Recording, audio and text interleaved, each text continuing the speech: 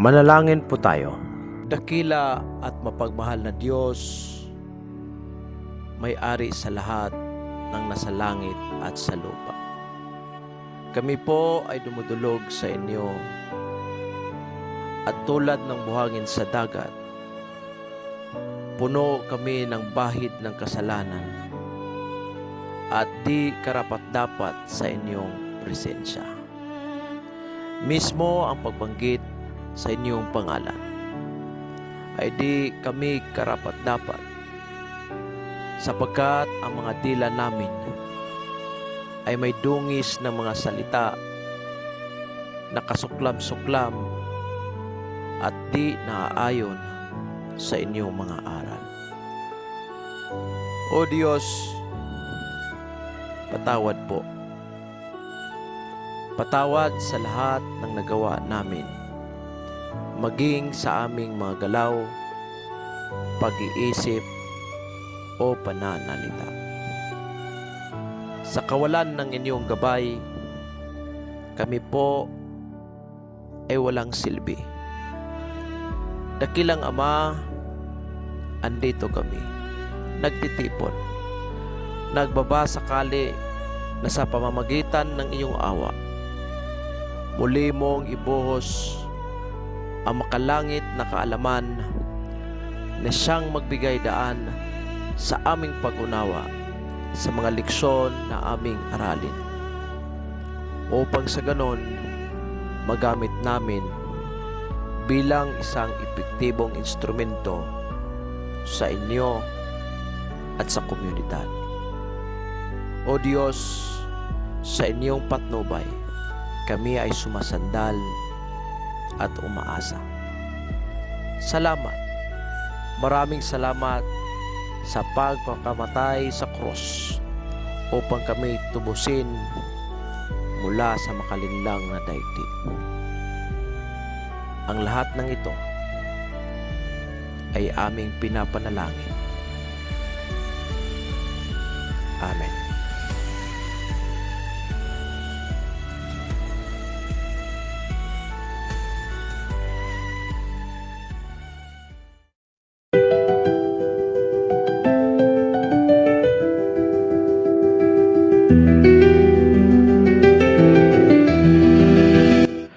Good morning po sa lahat ng mga kaditi nationwide from Luzon, Visayas, and Mindanao, sa lahat po ng mga instructors po natin, professors, guest lecturers, sa lahat din po ng mga respectable deans po natin, mga law students, review lecturers in various review centers nationwide.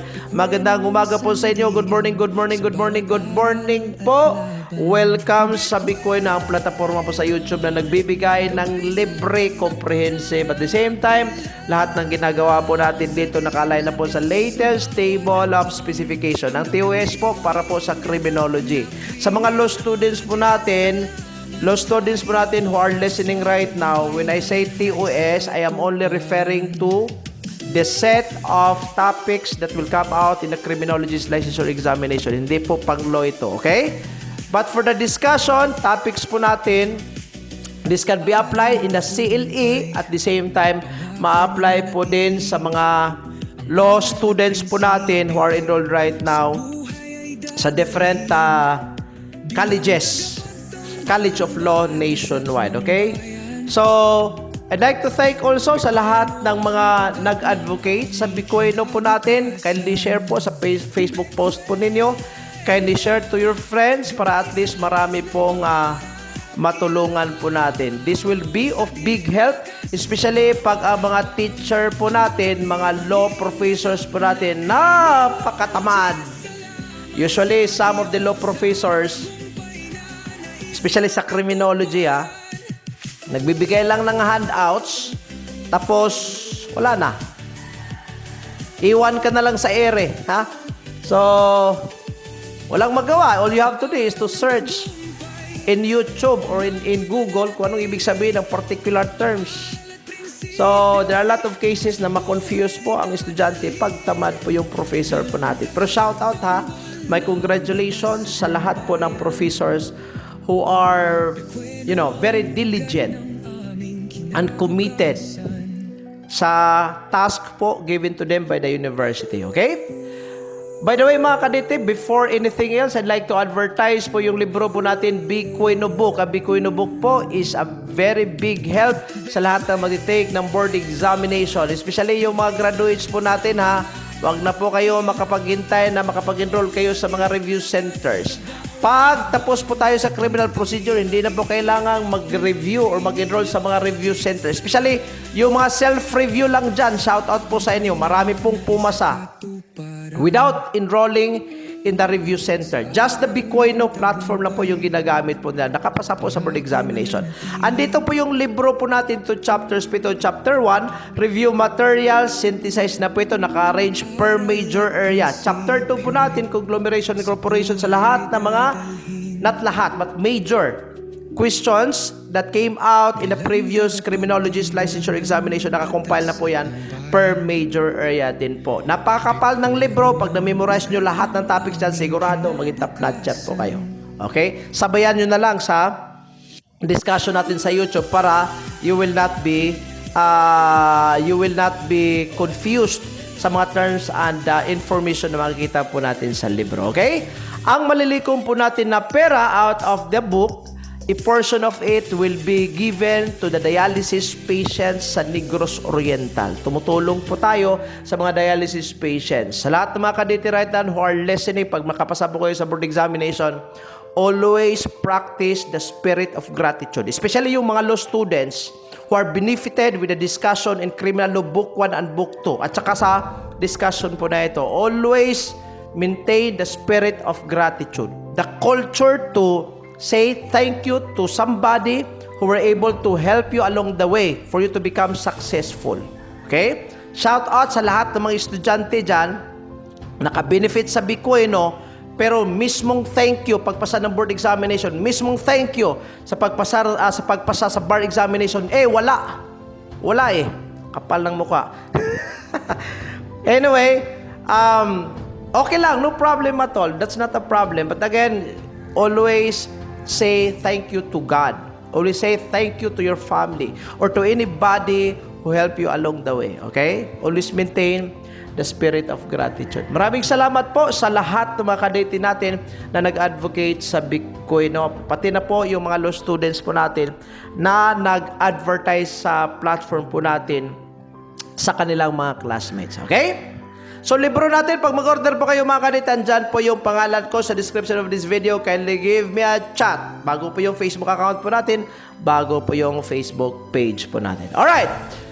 Without further ado, punta po tayo sa first term. Okay? Una na term that we have to understand. Criminal procedure. By the way, mga kadete, dalawa ito criminal procedure and court testimony. Mga law students, huwag kayong magtaka. Mga bida-bida kasi ang mga criminology Sa inyo, isang subject sa criminal procedure, isang subject sa court testimony. Pero sa criminology, wala. Merge namin yan into one.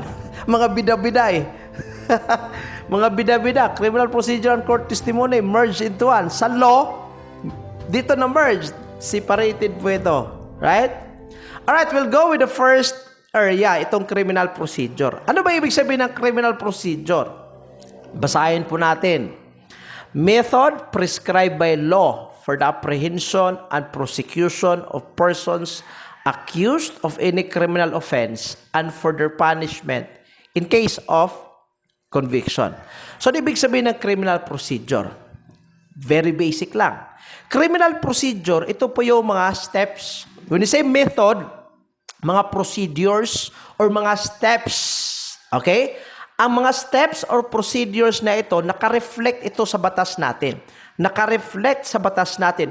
For the apprehension. Anong ibig sabihin ng apprehension? Arrest. For the apprehension, ibig sabihin, for the arrest and prosecution. Ano ibig sabihin ng prosecution? Prosecution, una, ito yung second pillar of the criminal justice system. Pangalawa, ang purpose ng prosecution is to identify whether there is a prima facie with certainty of conviction. Okay? May prima facie ba? Ibig sabihin ng prima facie evidence, ito yung evidence that can stand alone, that if uncontradicted is enough to convict a certain person. Okay? Anong purpose ng prosecution? Pag-determine kung may prima facie evidence ba with certainty. When we say with certainty of conviction, talagang siguradong-sigurado ka na ang tao na ito will be convicted because of this evidence. Okay? Balikan po natin ha. Criminal procedure, ano yan? Mga steps.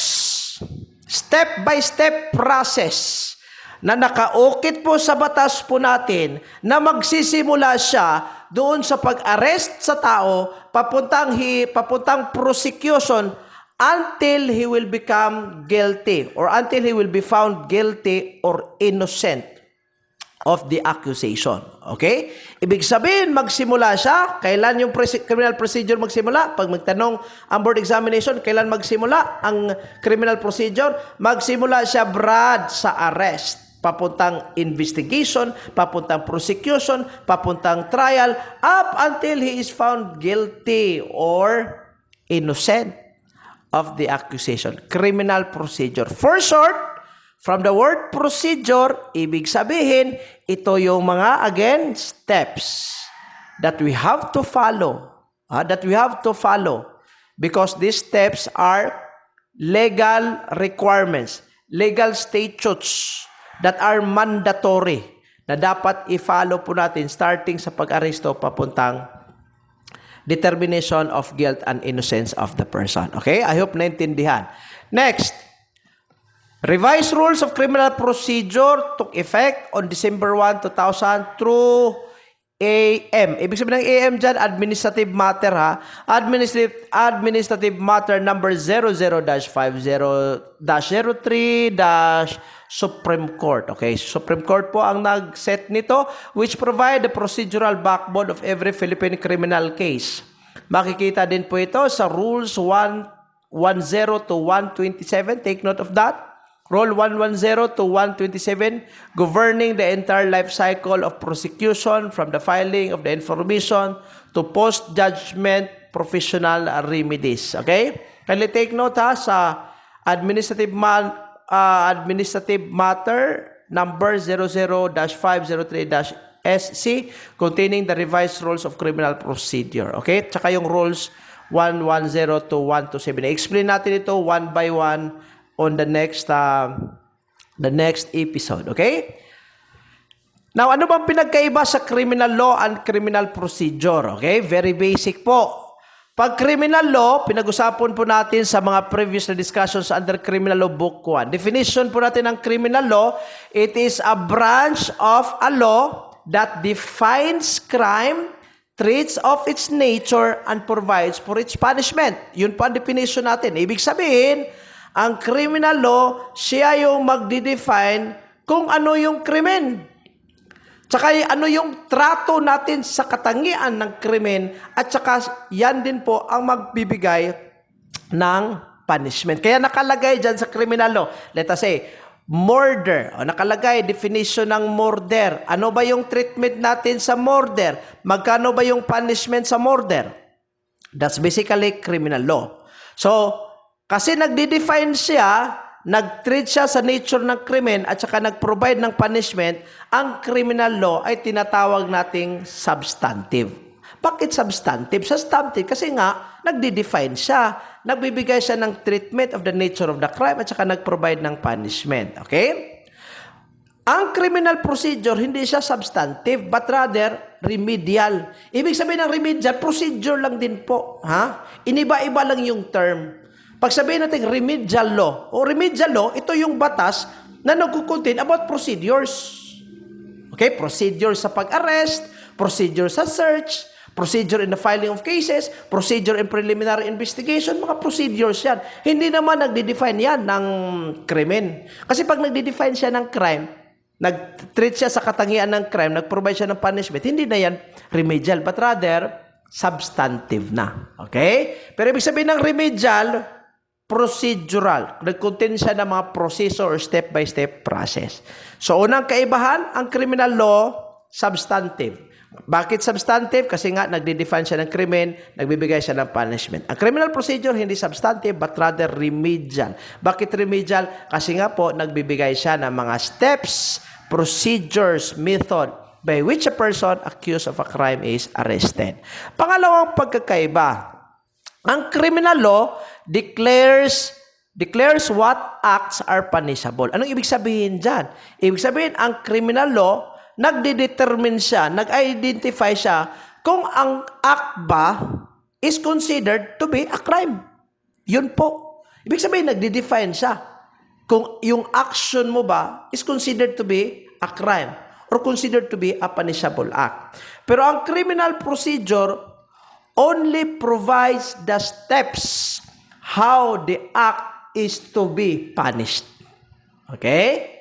Kuha niyo po yung pangalawang kaibahan. Pag criminal law, siya yung nag-identify. Oh, ito, krimen yan. O, criminal law.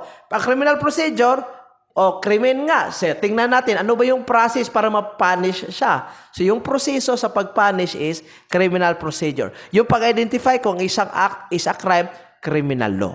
Okay? Napaka-easy, mga kadete. Okay? So, intindihin po natin na word for word para at least talagang 100% makuha natin yung emphasis ng term. Okay? Let us go to fundamental concepts of criminal procedure. Unang tanong dito, how are the rules of criminal procedure construed? Anong ibig sabihin ng construed? Construed, ibig sabihin interpreted. Okay? So ano daw? Paano daw yung rules on criminal procedure? Ano ba yung sistema sa pag-interpret sa criminal procedure? Ang sagot dito, the rules of criminal procedure shall be liberally construed in favor of the accused. Diyan lang muna tayo. In favor of the accused. Ibig sabihin, ang pag-interpret po natin sa criminal procedure or ang pag-interpret natin sa mga steps, dapat pabor siya sa accused. Ano ibig sabihin nito? Ibig sabihin, pag may ambiguity or doubt, pag may ambiguity or doubt as to the particular provision of the criminal procedure, the interpretation shall always benefit or protects the accused simply because, again, ang interpretation natin is in favor of the accused. Okay? On the other hand, secondly, it means that the provisions of the criminal procedure must be interpreted against the state. Bakit against the state? Anong ibig sabihin dyan? Kasi pag ang tao nakapag-commit siya ng krimen, lahat ng resources sa government, right? Lahat ng resources ng government, i-utilize siya against one person. So, ibig sabihin, imagine, government against the accused. In government, lahat ng mga instruments dyan, andyan eh. Lahat ng kailanganin, andyan. So, para maging fair naman sa one person only, imagine government against one person. So, para maging fair, dapat ang pag-interpret natin pabor sa accused para mabalanse. Okay? So, any failure to comply with these rules may benefit the accused. Okay? So, next, and strictly against the state to even the odds in favor of the accused against whom the entire machinery of the state is mobilized. Again, simple lang po, lahat ng ambiguity, doubt shall be in favor po sa accused. Kaya nakalagay dyan, yung pag-interpret natin sa criminal procedure shall be favoring the accused. Lagyan natin ng example para matingnan natin kung ano yung pagkakataon na pwedeng mapabor yung pag-interpret sa criminal procedure, maging pabor doon sa accused. Let us say, for example, technicalities. Okay? Technicalities. Let us say, ang pinaka-common ngayon is buy-bust operation, right? Buy-bust operation. A buy-bust operation is a form of entrapment. Let us say, a police officer disguising as somebody else, tapos he bought an illicit drug, let us say, for example, shabu from other person, and the person gave him the shabu, and then after that, arrest was made, or the person was apprehended. Now, ganito, kahit may evidence na nakolek, kahit klarong-klaro na ang tao was into drug transaction, if upon the execution of the arrest, the police officer failed to inform the suspect about his constitutional rights. Ano yung mga constitutional rights niya? Yung the right to be informed, the right to remain silent, the right to counsel. Kasi nga po, hindi niya na-i-apply yung pag-inform, pag-briefing sa constitutional right sa suspect. Kahit klarong-klaro na may ebidensya, the interpretation shall favor the accused. Ano mangyayari? Ma-dismiss yung kaso. Okay? Another example. Let us say, warranted search. May search warrant. Nag-search ka sa isang building. Nakita mo, illegal firearms. Diyan nakalatag, M16, andyan yung revolver, andyan yung .45, kahit anong kalibre ng armas, andyan. Nakuha mo from a particular building. But after the seizure of this evidence, you found out and you noticed na hindi mo pala dala-dala yung body-worn camera mo. Wala kang body-worn camera, wala kang alternative recording device during the execution of the warranted search. Ang tanong ngayon, klarong-klaro may ebidensya siya. Ano mangyari sa kaso? Ang mangyari sa kaso will be dismissed kasi nga po, yung mga ebidensya na na-seized mo will be considered as fruits of the poisonous tree. Ibig sabihin, evidence that is illegally obtained. O ganyan. Kasi po, ang batas natin shall be interpreted in favor of the accused. Yun. Di ba? So, yun po ang ibig sabihin dyan. Next. Systems of criminal procedure. Ito, mga criminology dito, nagdidebate between inquisitorial and accusatorial. Okay? Pero isa-isahin natin, mga kadite ha.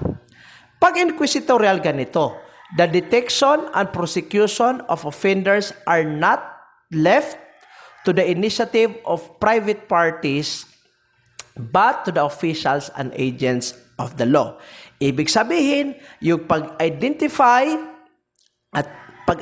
ng prima facie evidence are left not on the person or not on the accused but rather are left within the responsibility of the police or the prosecutor. Okay?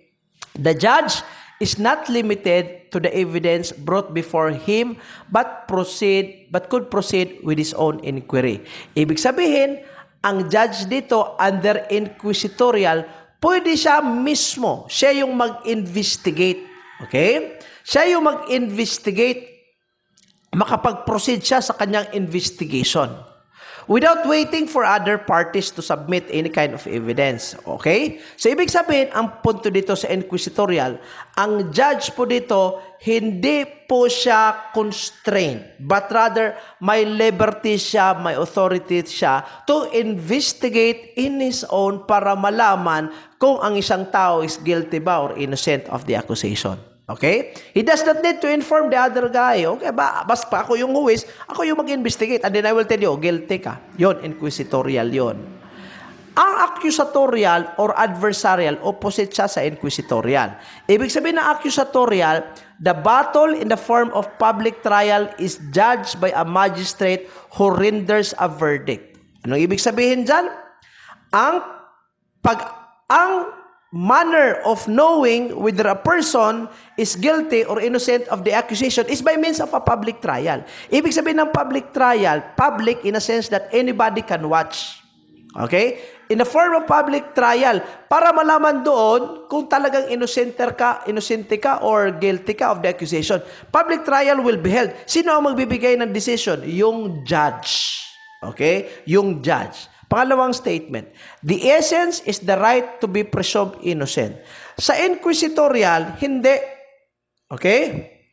You are guilty unless proven innocent. Pero sa accusatorial, you are innocent unless proven guilty. Kuha niyo yung pagkakaiba? Sa inquisitorial, you are guilty unless you are proven innocent. Pero sa accusatorial, hindi. Presumption of innocence tayo eh. You are innocent unless proven guilty. Pangalawang statement yan ha. Pangatlo, to defeat this presumption, the prosecution must establish proof of guilt. beyond reasonable doubt.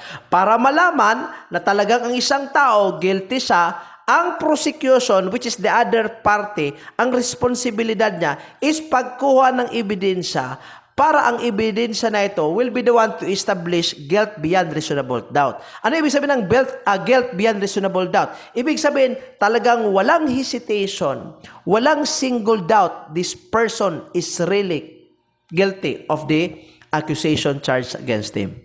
Walang halong doubt. Not a single doubt is present to tell that this person is really guilty. Yun ang ibig sabihin ng guilt beyond reasonable doubt. Sa Bisaya pa, wala gyoy gamay nga indikasyon nga dili siya guilty. Guilty gyud siya. Okay? So yun po ang ibig sabihin ng guilt beyond reasonable doubt. Again, inquisitorial, the judge can investigate on his own. Okay? Proceed with the investigation.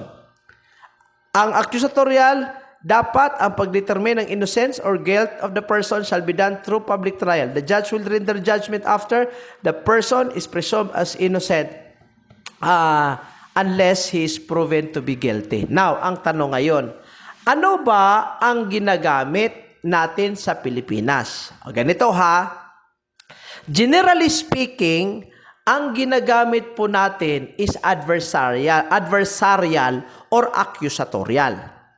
Okay? Generally speaking, ang ginagamit po sa korte natin is adversarial or accusatorial. Ibig sabihin, the person will have to defend themselves through a public trial. Okay? And that person will be presumed innocent. Pero pag ang tanong sa board examination ganito, yung sa prosecution pillar, by the way ha, I'd like to repeat, 5 po yung pillars po natin. Law enforcement, prosecution, sunod sa prosecution, court, sunod sa court, correction, sunod sa correction, community. Law enforcement, prosecution, court, correction, and community. Ano ba ang responsibility ng prosecution? Ang responsibility ng prosecution, as I have stated a while ago, pag-identify kung may prima facie evidence ba with certainty of conviction. Noong araw, probable cause. Pero ngayon, talagang prima facie with certainty of conviction. Yun ang primary responsibility ng prosecution. Pag may prima facie evidence with certainty of conviction, anong gagawin ng prosecution? Gagawa siya ng information. Ano yung information, mga kadete? Ang information, yung written accusation furnished by the prosecutor. Written accusation furnished by the prosecutor. Anong tawag? Information. Saan niya ibibigay yung information? Ibigay niya yan doon sa korte. Ibig sabihin, nung nakapagawa ng information ang isang prosecutor, the prosecutor is already convinced within himself that this person is guilty beyond reasonable doubt. Okay? So, sa prosecution pillar, ang ginagamit po doon is inquisitorial. Okay? Pero sa court pillar, hindi brad, hindi yan inquisitorial. Ang gagamitin doon is accusatorial or adversarial.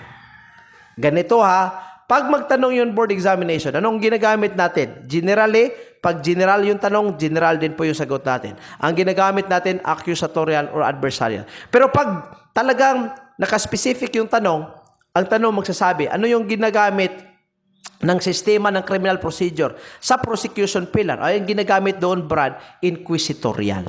Nakuha po? Inquisitorial. Alright? So, ano naman itong mixed? This is a combination of the inquisitorial and accusatorial system. Sa prosecution natin, inquisitorial, pero sa korte natin, accusatorial or adversarial. Okay? I hope naintindihan, ha? Alright. Next. Ito, pinaka-importante ito mga kadete, jurisdiction. Especially sa mga law students po natin, makinig po ng maigi. Ang jurisdiction of courts, isa po ito sa pinaka-importante. Magkakadalitse-litse yung kaso mo pag hindi mo alam kung ano yung jurisdiction ng korte. Okay? Himay-himayin natin ha. I'd like you to jot down notes. Makinig po ng maigi ha. Sa lahat ng mga estudyante natin under criminal procedure, jot down notes po tayo ha. Jurisdiction of courts. What is jurisdiction? Jurisdiction, ibig sabihin, power or authority. Simple lang, power authority of the court or tribunal to hear and determine certain controversies. For short, when we say jurisdiction, ito yung power or authority ng korte na makapag-trial sa isang kaso. Napakasimple lang. May authority ka ba to try that particular case? O that authority or that power refers to jurisdiction. Kaya pagsabihin ng korte, ay dismiss ko ang kaso na ito kasi nga out of jurisdiction. Ibig sabihin, ang korte na yan, wala siyang power to try that case. Napakasimple lang. What is criminal jurisdiction? Yung una jurisdiction, power or authority of the court to hear a particular case. Ito, criminal jurisdiction. Criminal jurisdiction, may dinugtong na term. Ano yung dinugtong na term? Criminal. Jurisdiction pa din, pero nakalagay criminal. Criminal jurisdiction is the power or the authority of the court to try or hear a particular case and impose punishment for it. Okay? Ibig sabihin, isang kasong kriminal. Isang kasong kriminal, tapos inilagay doon sa isang korte. Ang korte na yan, may power siya, may authority siya para itry ang kaso na yan na criminal case. Ang kaso na yan is under the criminal jurisdiction of that court.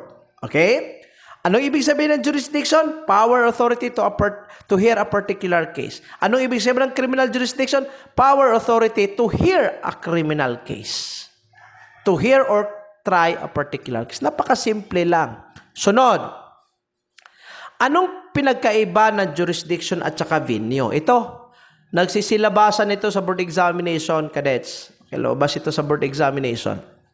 Okay? Pinagkaiba. Aside from the spelling, pag magsagot kayo ng spelling, paluin ko kayo. Spelling, aside from the spelling, una, venue is defined as the geographical area. Ibig sabihin, lugar. Geographical area, lugar, physical place in which a court with jurisdiction may hear and determine a case. Ibig sabihin, lugar kung saan mangyayari yung trial. Okay? Pangalawang sentence. It means the place of trial. Simple lang, place of trial or geographical area of trial. Anong sagot? Venue. Pero yung jurisdiction, ano yung jurisdiction? Power ng korte para makapag-try siya, makapag-hear siya on a particular case. Tapos mag-decide siya on that case. Okay? Venue is the place. Jurisdiction is the power. Okay? That's the first difference. Pangalawa, venue is procedural while jurisdiction is substantive. Anong ibig sabihin nito? Procedural kasi nga po, it only determines where the case will be tried. Saan po ba ang mangyayari ang krimen? Ang venue is procedural. Bakit po siya procedural? Kasi nga po, nagdedetermine lang siya kung saan ba i-trial yung kaso. Pero yung jurisdiction, substantive siya. Bakit substantive? Anong ibig sabihin ng substantive? Substantive, yung sinabi ko a while ago, ng criminal law is substantive. Substantive ang jurisdiction kasi nga po, nakaukit siya Nakaukit siya sa batas at saka nagre-relate lang siya sa power or authority ng korte. Okay? Kaya substantive siya. Procedural, kasi nga po, nagbibigay lang siya ng steps sa pag-determine kung saan ba itry yung kaso. Pero yung jurisdiction, substantive siya. Nakaukit siya sa batas, at the same time, nagde-determine lang siya sa power or authority of the court. Okay? Pangatlo, in civil cases, venue may be waived. Ano ibig sabihin ng waive? Pwede siyang masurrender or stipulated by the parties. Ibig sabihin, in civil case, pwede po tayo makapag-decide. Okay? Ibig sabihin ng waive, pwedeng isurrender natin. Okay, punta lang tayo doon sa, let us say, yung isa is from Mindanao, yung isa is from Visayas, tapos they are having a civil case. They have dispute with regards to real property, yung lupain, okay? Dispute on who is the owner of a particular lot or land. So, yung isa from Mindanao, yung isa is from Dumaguete. Sabihin ng isa from Dumaguete, punta na lang tayo doon sa, sa Mindanao. Sabihin ng taga Mindanao, okay, mas okay pag dito sa Mindanao. Okay? So, pag naka-agree silang dalawa doon sa Mindanao, fine. On the other hand, jurisdiction is granted by law or the Constitution and cannot be waived or stipulated. Anong ibig sabihin? Napakaklaro ha. Sa civil case, pwede mong ma-waive yung venue. Okay? Pero not in criminal case. Not in criminal case. In criminal case po, nakastipulate ka siya, nakalagay doon sa balaod, sa batas po natin, yung nasa batas, yun po ang susundin. Hindi yung stipulation between two parties. Okay? So, yun po ang pagkaiba ng jurisdiction and venue. Yung lumabas sa board examination, mga kadete, place of trial lang. Place of trial. Nako, napaka-easy. Natural ang sagot natin is venue. Okay? Venue. Alright. Next. Sige. Jurisdiction versus venue. Let's go to requisites. Requisites before a court can acquire jurisdiction over a criminal case. Okay? Ibig sabihin ng requisites, mga kadete, requirements po yan. Mga requirements, bago ang isang korte, makuha niya yung authority or power to try or to hear a particular criminal case. Ano ba yung requirements dito? Tatlo ito, ha? Dapat na-fulfill ang tatlo. Makinig po ng maigi. Pag ang isang requirement is missing, ibig sabihin wala kang power, Brad. I repeat, pag isa sa mga requirements na wala, hindi na-fulfill, kulang siya, kulang yung number 2, kulang yung number 1, kahit yung 2 other requirements are fulfilled, nako, mag-dismiss ka ng kaso. Okay? Dapat ang tatlong requirements na ito must be present. O na, jurisdiction over the subject matter. Basahin natin. The offense is one which the court is by law authorized to take cognizance of. Anong ibig sabihin to? Napakasimple. Ibig sabihin, ito yung authority ng korte sa pag-try at saka pag-decide ng isang criminal case. Bakit po? Kasi nga po, ang case na ito is within the cognizance of that particular court. Okay? Let us say, for example, pag corruption yan, corruption of a government official. Ano yung subject matter? Hindi corruption. Ilagay mo ba yan sa municipal trial court? Hindi. O sinong may jurisdiction dyan over the subject matter? Kasi corruption yan by government official. Sino yung may jurisdiction dyan? Yung Sandigan Bayan. Okay? Kuha po. Pag related sa election, sino yung magde-decide dyan? E di yung COMELEC. Ibig sabihin, ng subject matter, ang subject matter dito, ano yung particular krimen? Ano yung nature ng krimen? Pag ang isang korte, hindi niya power yung pag-hear ng particular crime, dapat hindi siya ang magkaroon ng jurisdiction over that case. Again, ang example dyan yung tinatawag nating corruption by government official. Okay? Pangalawa, jurisdiction over the territory where the offense was committed. The offense must have been committed within its territorial jurisdiction. Ang tanong ngayon, ano ba itong territorial jurisdiction? Mga kadete, ang bawat korte po natin, may territorial limits po siya. For example, let us say, example lang ha, in Shaton, municipality, I belong in the municipality of Shaton, in Negros Oriental, okay? Kaway-kaway tayo sa mga law students dyan na hindi marunong magpasalamat na taga Shaton. Let us say, MTC, Municipal Trial Court, sa Shaton. Example lang ha. So pag isang korte, isang municipality, ibig sabihin, ang MTC na yan, yung Municipal Trial Court na yan, ang jurisdiction niya is only within the boundaries of the municipality of Shaton. Ibig sabihin, pag ang krimen nangyayari sa other municipality like Sambuguita, example lang ito ha, like in Sambuguita, tapos ang jurisdiction ng MTC na yan is only in Shaton, natural, ang crimes committed in Sambuguita cannot be tried in the MTC of Shaton. Bakit po? Kasi ang jurisdiction, territorial jurisdiction ng MTC ng Shaton is only within the barangays belonging to Shaton. Kuha? Pag regional trial court, let us say, in Cebu, I think you have Oslob, okay? Sa Oslob, Municipality of Oslob, andyan yung RTC ninyo. So, let us say, example lang ha, ang RTC ng Oslob, ang coverage niya, ang boundary niya is from Municipality of Santander, Oslob, Bolhoon, Dalagit. Dalagit lang. Ibig sabihin, Dalagit to Santander. All the municipalities within, covered siya.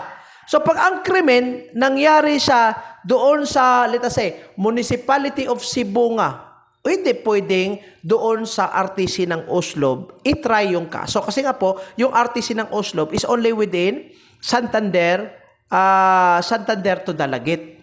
So, di pwede kasi po, out of jurisdiction na siya. Ibig sabihin, territorial jurisdiction, yung boundary ng korte na may power siya. Okay? Next, thus a court cannot take jurisdiction over a person charged with an offense allegedly committed outside of its limited territory. Yun ang sabi ko. Next, number 3, jurisdiction over the person of the accused. The person charged with the offense must have been brought into its forum for trial, forcibly by warrant of arrest, or upon his voluntary submission to the court. Ano ibig sabihin nito? Jurisdiction over the person of the accused. Ibig sabihin ng over the person of the accused, ibig sabihin, yung isang tao that has been accused of the crime must be brought to the court either through warranted search or warranted arrest or warrantless arrest or voluntary submission. Ano ibig sabihin ng voluntary submission? Nag-surrender siya. So, pwede. Pero pag ang isang tao, hindi naman siya na-arrest, ibig sabihin, accused nga siya, pero he was not arrested with a warrant or hindi siya arrested through warrantless or hindi siya nag-surrender or wala namang nakapag-file ng complaint, ay hindi pwedeng ang korte will just take that person and put him into trial. A court cannot try a person unless they have been properly brought before it. That's very easy to understand. Ibig sabihin, pag di mo siya dinala doon, natural, hindi mag-trial yung korte. For example, let us say, person ABC, pinatay niya si person CDX. Hindi naman nag-file yung immediate family ng victim. Walang kaso na nag-file. Ibig sabihin ba, ng RTC dyan, pupunta kay person ABC and then put him into trial? Hindi. Walang mangyayari. Bakit po? Kasi nga po, hindi naman siya nag-surrender eh. Hindi naman siya inaresto eh. Either by warrant of arrest or warrantless arrest. Wala namang nangyari eh. Nobody make a move. So, natural, ang korte will also not make a move. The court will only try once the case is brought before it. Napaka-easy. Okay? Now, ang sabi ko kanina, dapat at tatlong jurisdiction na to present ha. Makinig po ng maigi. What if, let us say, si Juan na-accused siya sa robbery? Ang tanong ngayon, ang robbery seryoso yan. It's a serious crime. Ang penalty dyan is more than 6 years. Now, pag more than 6 years, sino ba yung jurisdiction over the subject matter? O di basically yung RTC, Regional Trial Court. Kasi nga, more than 6 years ang imprisonment. Sino may jurisdiction over the subject matter? Yung RTC. Now, ang nangyari, there was a case filed against Juan. And the accused was brought before the RTC. Let us say, ang RTC naman, nakita niya, uy, may jurisdiction siya sa subject matter. There was a complaint filed. And then there was information filed also to the court. And then, doon, inilagay sa korte, sa RTC na yan. But the RTC found out na jurisdiction niya is from point A to point B. Pero nangyari yung krimen sa point C. Ilang requisites or requirements yung present? Dalawa. Una, jurisdiction over the subject matter. Pangalawa, jurisdiction over the person of the accused. Dalawa. Pero yung territorial jurisdiction, lagapak siya doon, Brad. Ay naku, anong gagawin ng korte? I-dismiss niya. Bakit niya i-dismiss? Kasi nga po, dalawang requisites lang ang na-fulfill. Yung territorial jurisdiction, lagapak siya doon. Hindi niya na-fulfill. So anong gagawin ng korte? I-dismiss niya yung kaso kasi nga po, out of jurisdiction siya. Okay?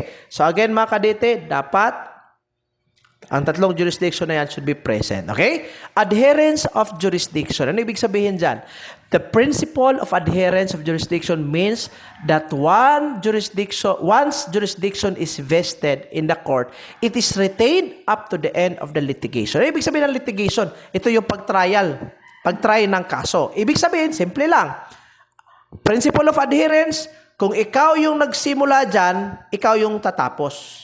Okay? Pag nagsimula yung trial sa RTC, dapat magtapos dyan yung RTC. Pag nagsimula siya sa MTC, dapat MTC yung magtapos dyan. Pag MTC ABC, dapat MTC ABC up until the person is proven guilty or innocent. Kuha? Hindi pwedeng i-transfer mo kung saan-saan. Okay? Pero may exception. Ito yung exception sa principle of adherence. The exception to this is where a subsequent statute.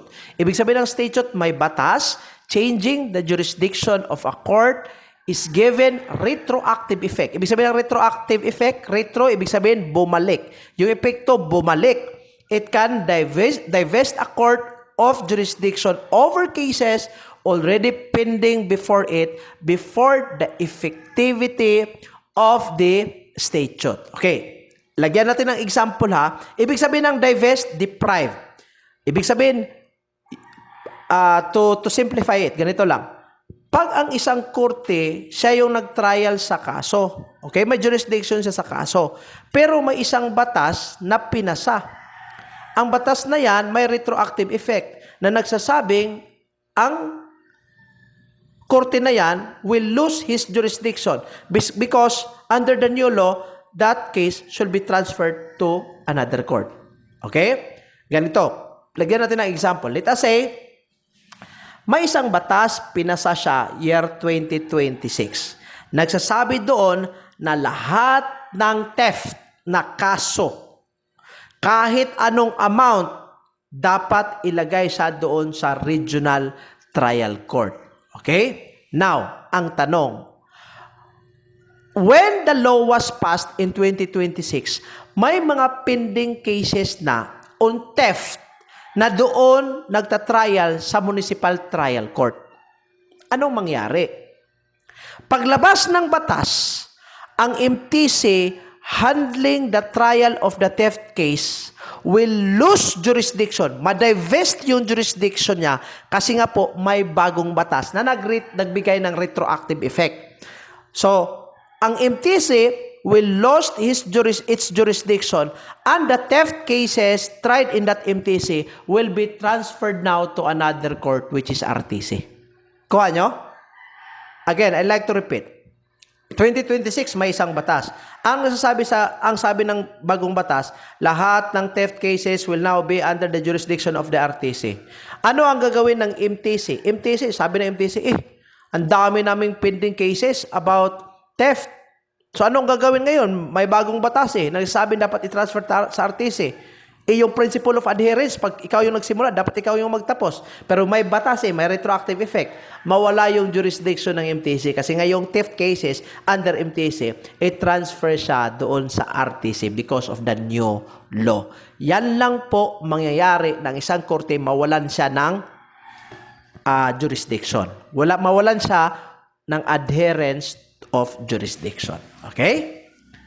I hope that's understandable. I'm really trying my best, mga kadete, para makapagbigay kayo ng tamang understanding on the provisions of criminal procedure. Lagyan natin ng board exam question. Person ABC was charged with an offense whose penalty was below 6 years. Again, sa mga baguhan dyan may discussion ako about May discussion ako about introduction to criminal justice system. You go to that discussion and doon po pinag-usapan po namin doon yung jurisdiction of courts and the reorganization of courts under Batas Pambansa Bilang 129. Kindly go over may discussion ako intro to CJS. Sinabi ko doon, pag below 6 years ang may jurisdiction yan, municipal trial court, metropolitan trial court, or the municipal circuit trial court. Okay? Pero pag 6 years and 1 day or above, yung punishment ng krimen, ang may jurisdiction dyan is yung RTC. Okay? So, balikan natin yung situation. Si ABC, charge siya ng offense, punishable by below 6 years. So, basically, MTC dapat. MTC, Municipal Circuit Trial Court, or Metropolitan Trial Court. Depende kung saang lugar siya na-commit. The case was filed with the MTC. After trial, the MTC convicted him of an offense with a higher penalty. Ibig sabihin, more than 6 years yung penalty niya. ABC questioned the conviction. Sabi ng ABC, ang MTC wala siyang jurisdiction over the offense. Kasi nga po, the penalty prescribed for it was higher than 6 years. Is ABC correct ba? Pag kayo ang tanungin nito, mga law students, correct ba si ABC? O sa situation, yung krimen niya punishable by 6 years. Yung krimen niya is punishable below 6 years. Pero pagdating, kasi may mga aggravating circumstances siguro, nangyari, naging 12 years yung punishment niya. Upon conviction, ang tanong ngayon, nag-claim si ABC, dapat dismiss yan. Kasi nga, walang jurisdiction yung MTC. Ang tanong ngayon, was ABC or is ABC correct? Ang sagot, hindi. Okay? Hindi po. Bakit? Ang jurisdiction over the subject matter is determined by the authority of the court to impose the penalty and not determined by the penalty that may be meted. Okay? That may be meted or makuha out of the offender after the trial. For short, in a very simple explanation, ang jurisdiction over the subject matter only refers to the duration of imprisonment. The duration of imprisonment of a particular crime as defined by the criminal law and not on the actual punishment given to the accused during or after trial. Okay? So, bakit wrong siya? Kasi mali si ABC. May jurisdiction ang MTC pa din. Bakit po? Kasi nga, below Yung subject matter is below 6 years So, it is not about, yung 6 years dyan, hindi po ibig sabihin yung actual penalty, but rather, yung penalty na nakasaad sa criminal law. Okay? So, I hope klaro yan. I hope klarong-klaro. Okay? Next, what is the remedy of the accused if the criminal action was filed in the wrong venue? Mali yung venue. Ano yung venue? Place of trial. Okay? Ibig sabihin, nangyari yung krimen, Municipality of Shaton. Okay? Example lang ito ha. Murder. May RTC sa Municipality of Shaton. Example lang ito. Walang RTC dito. But example lang. Municipality of Shaton, may RTC siya. Nangyari yung krimen doon sa Cebu. Ang tanong ngayon, mag-file yung biktima dito sa Municipality of Shaton. Ang tanong, ang RTC dito, may jurisdiction ba? Wala siyang territorial jurisdiction. So pag na-file yung kaso doon sa RTC, anong gagawin na accused? Magbigay siya ng motion. Anong motion na ipa-file niya? Motion to quash. Hindi squash. Quash siya, quash. Q-U-A-S-H. Ano ibig sabihin ng quash? From the word quash, ibig sabihin to nullify. N-U-L-L-I-F-Y. Nullify. Okay? November, Umbrella, Lema Lema, India, Foxtrot, Y. Yoyo. Okay? Nullify. Ibig sabihin ng nullify, pinaka-simple na term. Nullify. Invalidate. Okay, yon. Invalidate or ipawalang bisa. Okay? Ibig sabihin ng motion to quash, a motion to nullify or invalidate or to pawalang bisa sa kaso kasi nga po wala kang jurisdiction. Okay? So anong gagawin ng accused pag nalaman niya, uy, korte na ito, walang jurisdiction siya. Anong gagawin niya? Mag-file siya, motion to quash, to nullify or invalidate or ipawalang bisa. Okay? Ano naman ang gagawin ng korte?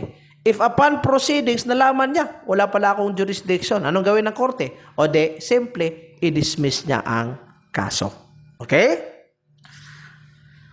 Okay. On the other hand, the Supreme Court and the Court of Appeals may refer the case to the Court of Proper Jurisdiction. Okay? So, sabihan ng Supreme Court at saka yung Court of Appeals, sabihin ng Supreme Court or Court of Appeals, okay, ikaw na tribunal, ikaw yung maghawak nito kasi sa jurisdiction sa iyo yan. Okay? Pero pag lower courts, yung RTC, MTC, dismiss po. Okay? Next, rule on venue in criminal actions. As a rule, subject to existing laws, the criminal action shall be instituted and tried in the court of the municipality or territory where the offense was committed or where any of its essential ingredients occurred. For short, in a very simple explanation, kung saan nangyari yung krimen, doon dapat i-held yung trial. Kung anong korte ang may jurisdiction or territorial jurisdiction over the place where the crime was committed, ang korte na yan ang siyang may jurisdiction. Siya dapat ang mag-try sa kaso. Okay? Pero may mga exception naman yan. Just like what happened in Pamplona Massacre where our governor was unfortunately assassinated along with numerous others. The wife, who is now a congresswoman, pleaded to the higher court to transfer the jurisdiction from the RTC of Negros Oriental going to Luzon sa NCR kasi she was saying that the court here in Negros Oriental are not that effective in the delivery of justice pag dito po ipafile yung kaso. Pwede po yan. Pero generally, kung saan nangyari yung krimen, dapat doon i-try yung kaso. Okay? Ibig sabihin ng essential ingredients occurred, ibig sabihin ng essential ingredients, ito yung mga elements of the crime. Kung saan nangyari yung elements of the crime. Next, exceptions to the general rule on venue. Okay, lagyan natin ng exceptions. Kanina, na-mention ko na. Pero ito, i-specify natin one by one. 3, 4, 5. 5 po ito, okay? Una, where an offense is committed in train, aircraft, or other public or private vehicle while in the course of its trip, the criminal action shall be instituted and tried in the court of any municipality or territory where such train, aircraft, or other vehicle passed during such trip, including the place of its departure and arrival. Okay, una. Okay? Una ha, example. Una pong punto. Kung ano yung mga municipalities or cities that was passed during that trip, yung municipalities or cities na yan, pwedeng doon po magkaroon ng jurisdiction over the crime. Okay? Ibig sabihin, ang korte dyan, pwedeng magkaroon ng jurisdiction over the crime committed inside the vehicle. Pangalawa, pwede din po yung point of departure sa terminal. From terminal of departure at saka yung terminal of arrival. Pwede din po may jurisdiction ang korte dyan na makapag-try sa isang kaso. Lagyan natin ng example. Let us say, nagsasaksakan sa isang series bus. Nagpapatayan doon sa series bus. Sinaksak yung konduktor. Kasi yung konduktor was asking for 500 pesos in just 1 kilometer. Kasi sabi ng konduktor, ang mahal na ng gasolina eh. Dapat 500 pesos na. Nagalit yung pasahero. Kumuha siya ng dagger, kumuha siya ng knife, sinaksak niya yung konduktor. Ayun, namatay yung konduktor. When the criminal act was committed, the bus was in transit. It was traversing from point A, then passing to B, passing to C, and passing to D. Nag-stop siya doon sa terminal, doon sa D. Point A, B, C, D. Yun ang mga municipalities that the bus passed through. Ang tanong ngayon, saan pwede mag-file ng kaso? Pwede mag-file ng kaso pag may korte sa point A, pwede doon. Pag may korte sa point B, pwede doon. Pag may korte sa point C, pwede doon. Pag may korte sa point D, pwede doon. Ibig sabihin, kung ano yung mga lugar na napagdaanan ng vehicle na yan, or ng aircraft na yan, or ng train na yan, pwede doon i-held yung trial. Okay? Kuha? That's the first one. Pangalawa, where an offense is committed on board a vessel in the course of its voyage, the criminal action shall be instituted and tried in the court of the first port of entry. Una ha, kung saan yung pinakauna na port na nakapag-entrance Yung ship na yan or yung vessel na yan, pwede doon po ang may jurisdiction over the case.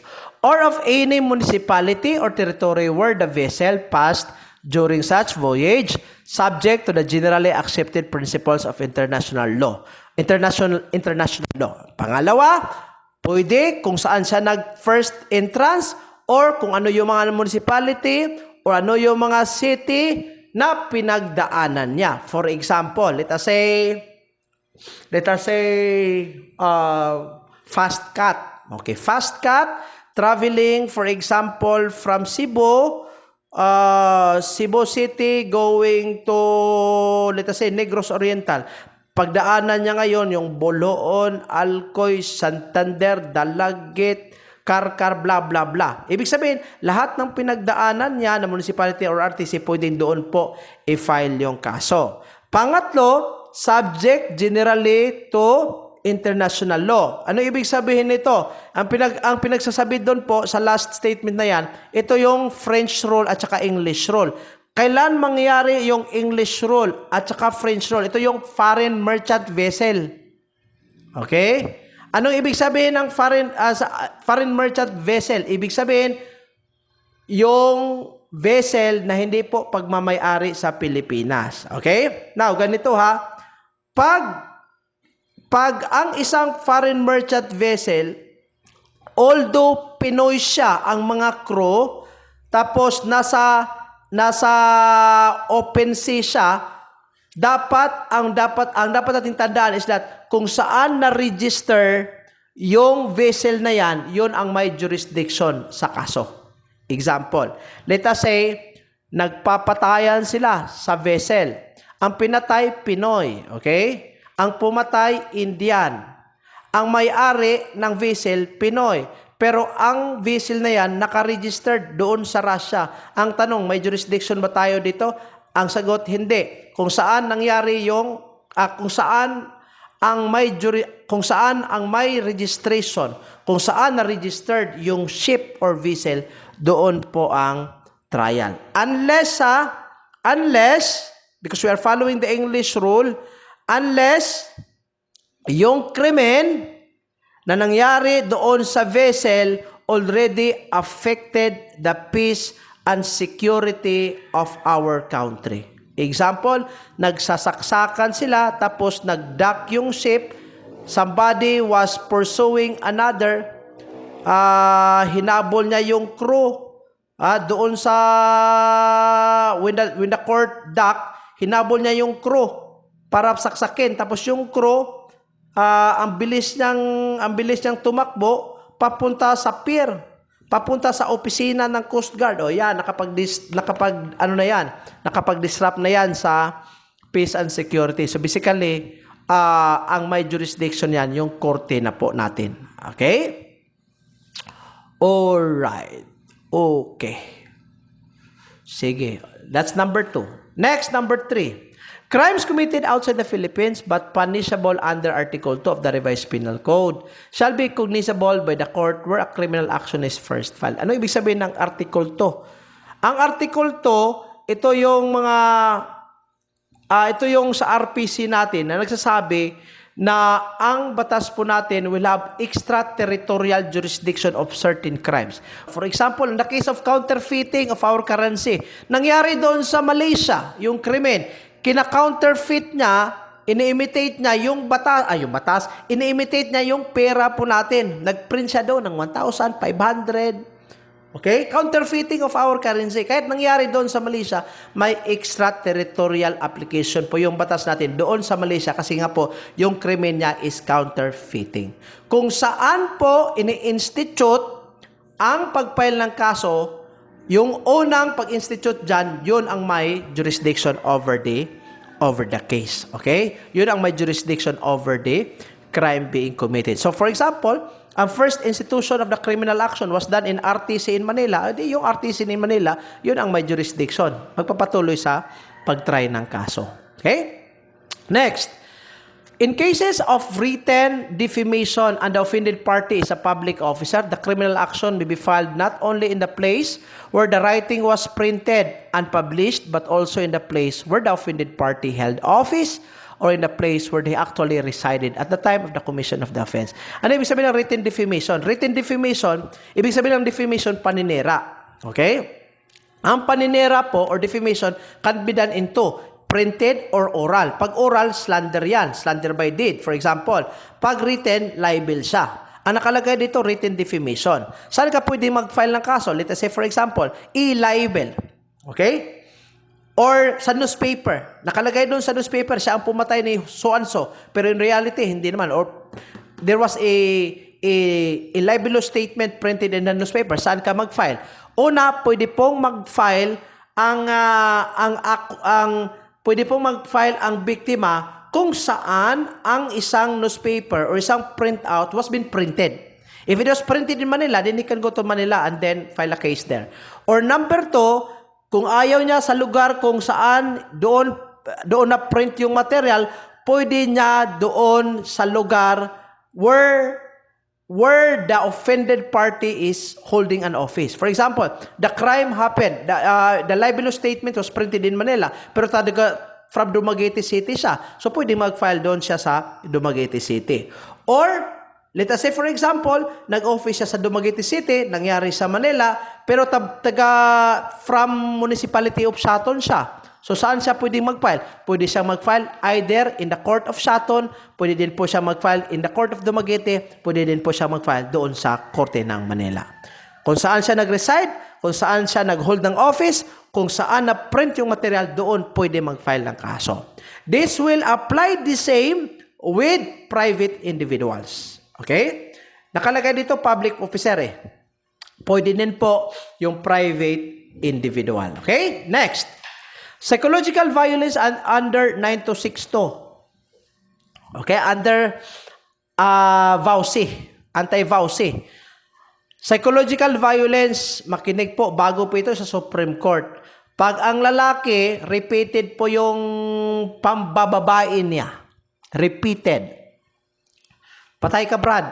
Under the new decision of the Supreme Court, under the new jurisprudence, pwede ka pong liable ng psychological violence. Sa mga babaero dyan, sa mga bayidor, mga maot ng mga nawong.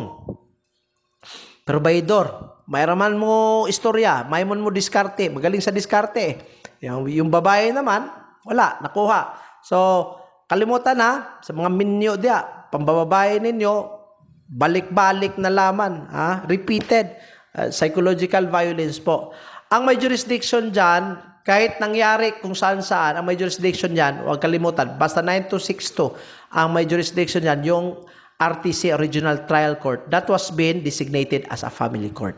Pag ang RTC na yan, nakadesignate siya as family court, o siya yung may jurisdiction over the case. Okay? Sige. Now, lastly, tingnan natin ang jurisdiction per court. Okay? Tingnan natin jurisdiction per court. I think this is the most important part. Now, again, I'd like to invite everyone, go to my discussion in Introduction to Criminal Justice System. Doon ko po inilagay ang preliminary discussion about this. Okay? Now, una, Batas Pambansa bilang 129. Ang Batas Pambansa bilang 129, jot down po, jot down. Batas Pambansa bilang 129, nagsasabi siya, that the courts are reorganized according to the following manner. Okay? Tatlo po yan. Sabi ng Batas Pambansa bilang 129, i-reorganize natin. Una, yung tinatawag nating regular courts. Pangalawa, yung tinatawag nating special courts. Pangatlo, yung tinatawag nating quasi-judicial agencies. Okay? Ano yung una? Regular. Pangalawa, special. Pangatlo, quasi-judicial agencies. Under the regular courts, punta tayo sa pinakamababa. Ang pinakamababa sa regular courts, yung tinatawag nating first level courts. Sa first level courts, andyan yung tinatawag nating MTC, andyan yung tinatawag nating MCTC, andyan yung tinatawag nating METCs or Metropolitan Trial Court, andyan yung METCs. Okay? Isang level sila isang level. Above this first level, yung tinatawag nating Regional Trial Court. Above Regional Trial Court, andyan yung Court of Appeals. Above the Court of Appeals, andyan yung tinatawag nating Supreme Court. Okay? Klaro yan. Pangalawang organization, yung special courts. 3 po. Una, yung nagtatry sa corruption of government officials, yung tinatawag nating sandigan bayan. Pangalawang korte, pagbuwis. Kasi yung government natin napaka-stricto in terms of the collection of the taxes, pero lagapak naman in terms of the performance. Mga buwaya Up until now, wala pang big fish that was been imprisoned out of the flood control project. Ako, nagbabayad ako ng buwis. Hindi minimal. I mean, may kalakihan din. Okay? Pabayad ng buwis. But at the end of the day, wala pa din. Look at the highways, the roadways going to the mountainous areas, far-flung areas. Tingnan nyo yung situation ng roadways doon. Wala. Rough road pa din. Daming alikabok. Rough road pa din. Why? Wala. If you want to become rich, ano ang gagawin? It's either you will become an actor or an actress in the Philippines, or number 2, you become a politician. Maging multi-millionaire ka after 3 years. Yun ang problema. Kasi nga po, corruption o sandigan bayan. About taxes, pag ayaw mong magbayad, Brad, patay ka, may penalty yan. Ano yung korte responsible nito? Court of Tax Appeals. Court of Tax Appeals, sandigan bayan. Pag sa Muslims naman, violation sa kanilang mga traditions, Sharia court. 3 sandigan bayan, Court of Tax Appeals, and Sharia courts. Yung mga tribunals, tinatawag yung quasi-judicial agencies. For example, sa COMELEC, may korte siya. Ang sa Labor, Department of Labor and Employment, mayroong korte din po, yung tinatawag nating NLRC or National Labor Relation Commission. LTFRB, may korte din yan. Tinatawag itong quasi-judicial agencies. Quasi kasi nga semi siya. Semi. Kasi yung hearing doon, summary or informal. Okay? So, may mga judges pa din. Okay? Quasi-judicial agencies. So, yun po. Quasi-judicial agencies, special courts, regular courts. Unahin natin regular courts, first level courts. Ganito. Apat Una, Metropolitan Trial Courts. Ito lang po yung makikita natin sa Metro Manila. NCR, Metro Manila, National Capital Region yan. Municipal Trial Court in cities located sa mga syudad outside Manila. Okay? Municipal Trial Courts. Bakit nakalagay dyan? Municipal Trial Courts. Pero, city. I don't know. Dapat dyan, city trial courts. Pero, I don't know with the term. Ang term po natin is Municipal Trial Courts in cities. Ibig sabihin, Municipal Trial Court na nasa city. Dapat dyan, city. Dapat, di ba? Municipal Trial Courts, located siya sa municipalities.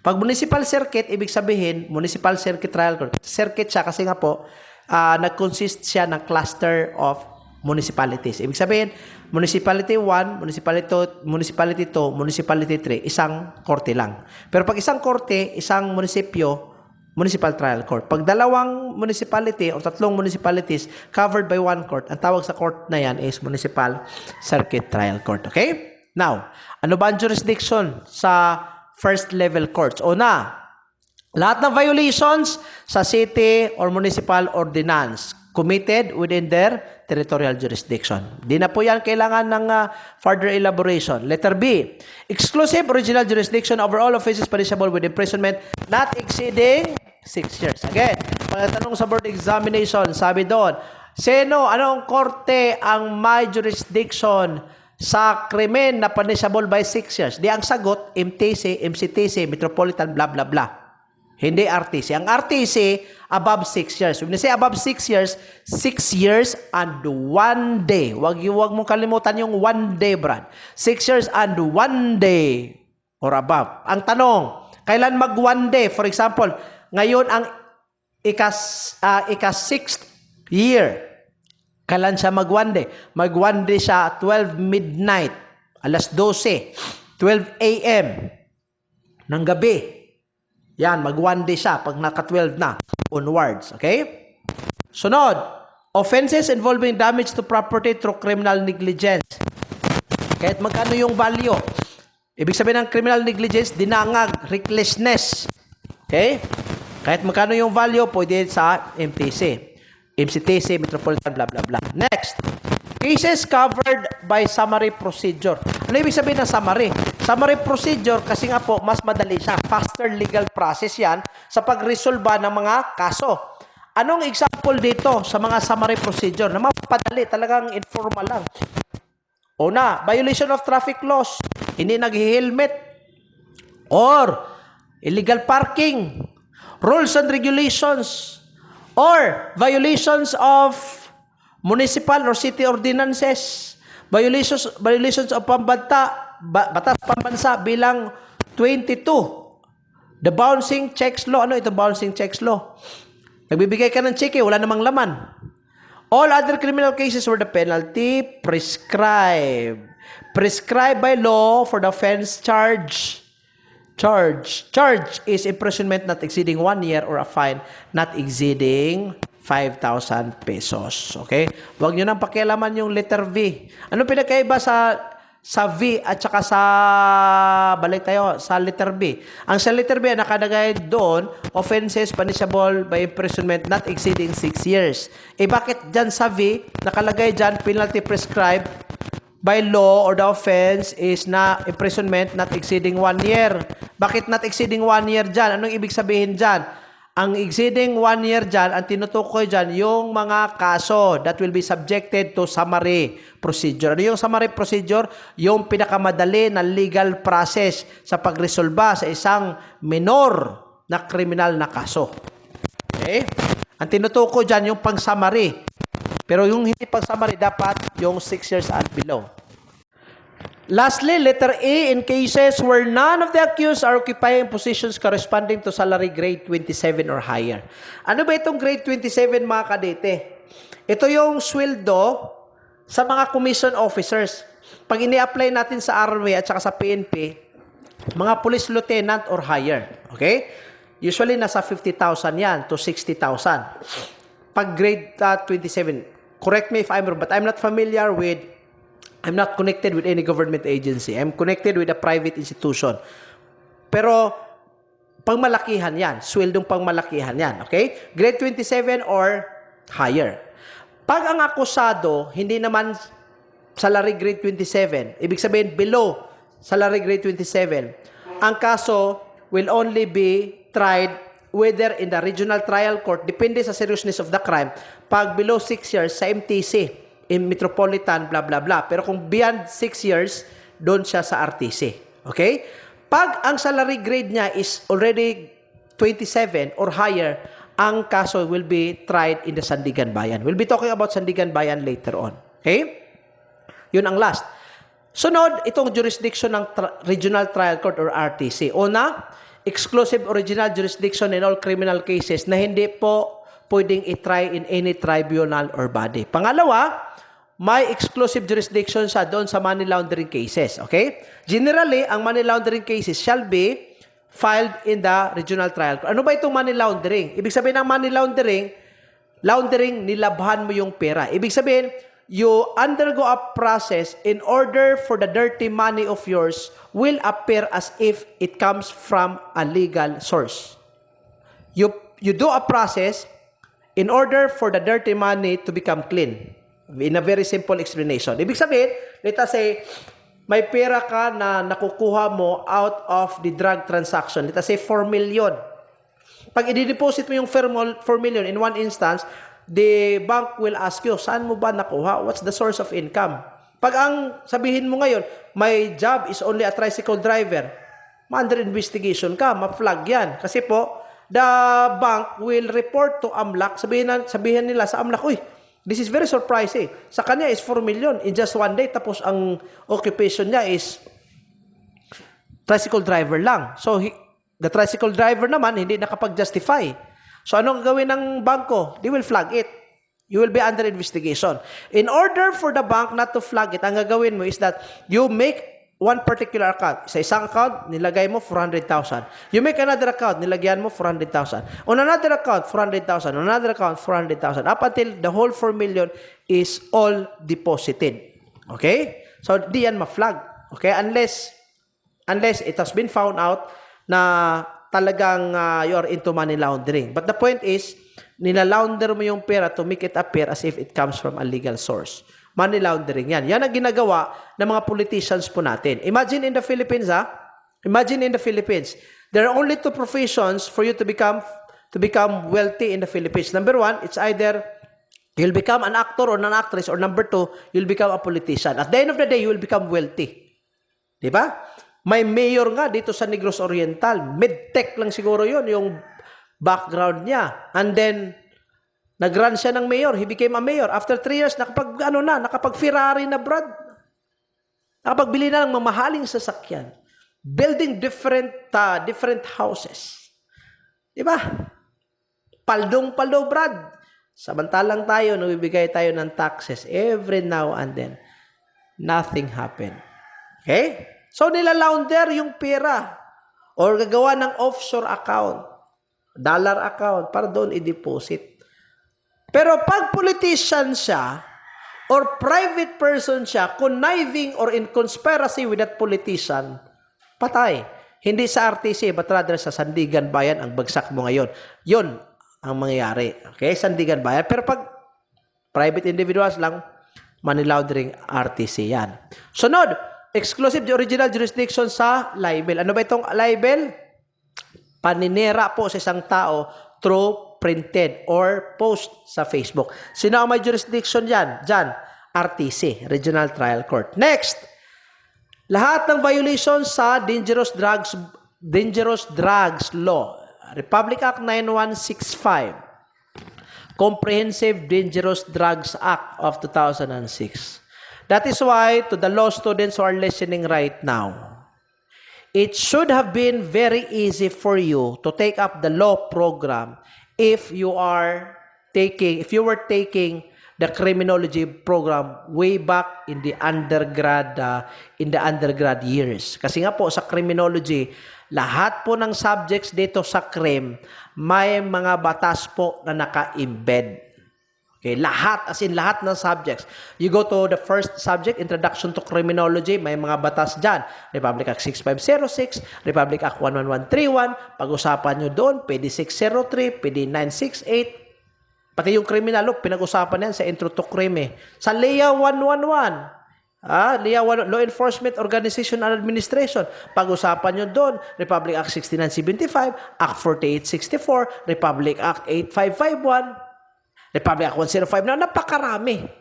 Kaya nga, advantageous. Sa lahat ng mga criminology naman na maglolo, swerte kayo. Kasi nga po, minimorize nyo na yung mga batas natin, di ba?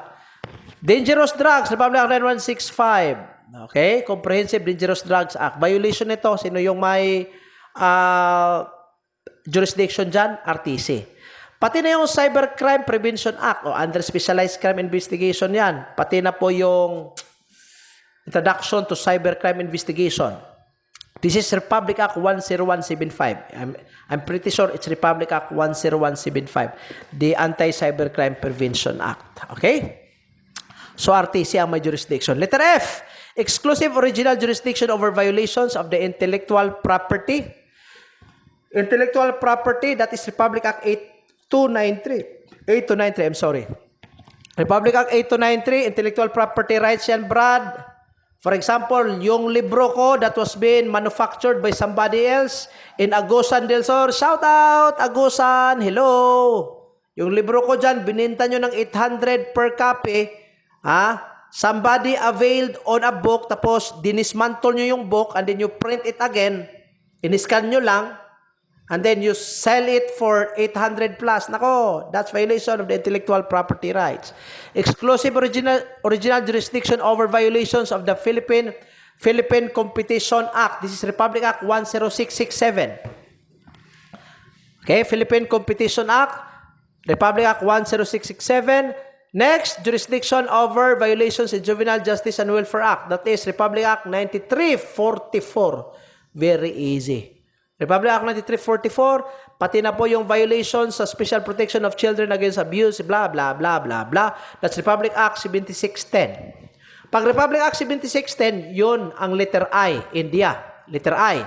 Pag Republic Act 7160, two numbers that are interchanged. Pag 7160, ibig sabihin, that's Local Government Code of the Philippines. Pero pag 7610, na ano lang yung, twist lang yung dalawang numbers, pag 7610, yan yung Special Protection of Children Against Abuse, Exploitation, and Discrimination Act. Okay? Violations dyan under sa RTC.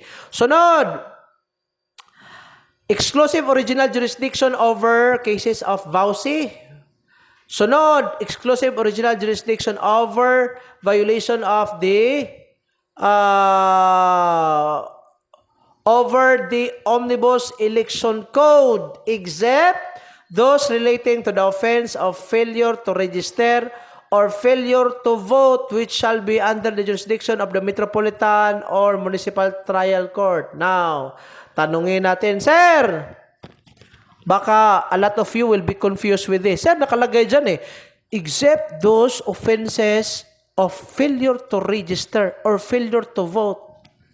Subject daw for jurisdiction sa MTC or Metropolitan Trial Court. Ang tanong ngayon, is failure to vote during election a crime? Or number 2, is failure to register in the COMELEC a crime? Ako, tinatamad ako sometimes I do not vote.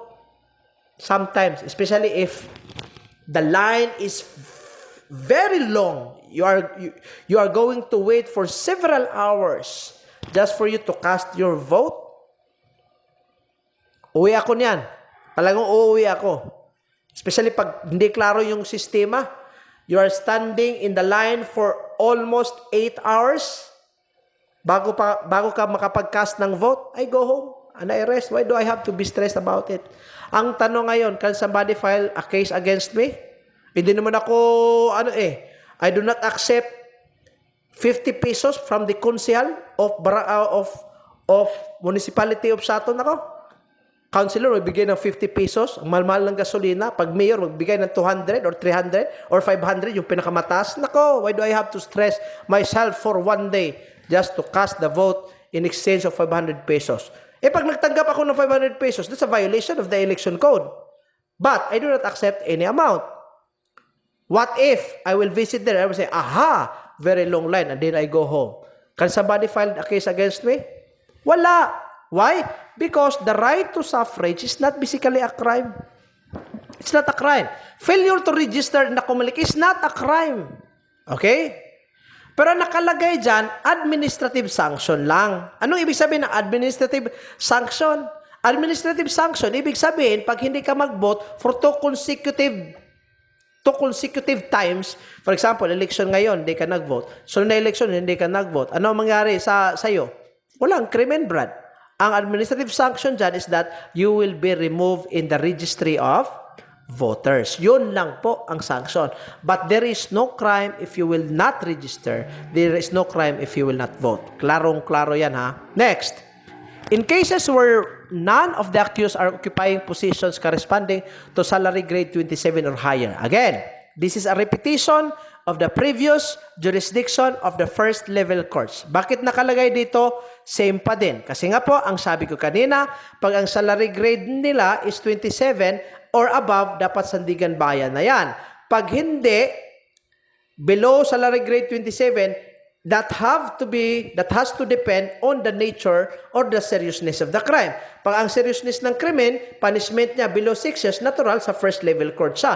Pag above 6 years, natural doon siya sa RTC. Ang tinutukoy dito is a person salary niya is below salary grade 27. Ang nakomit niya na krimen is punishable by more than 6 years. Okay, sunod.